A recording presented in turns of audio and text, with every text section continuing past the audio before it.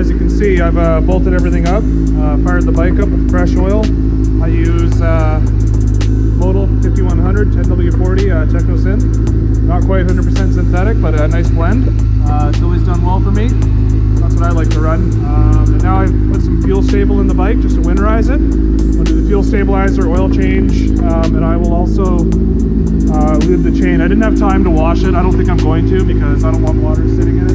It's too cold out right now anyway to really wash it and have it dry properly, so I'll probably clean it in the spring, but definitely give this chain a clean here. A little dirty, hard to see, but it's not bad.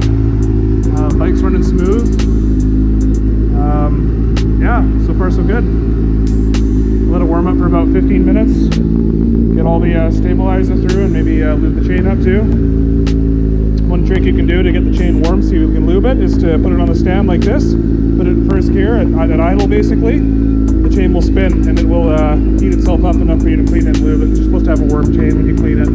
Just a little tip for you. Thanks for watching.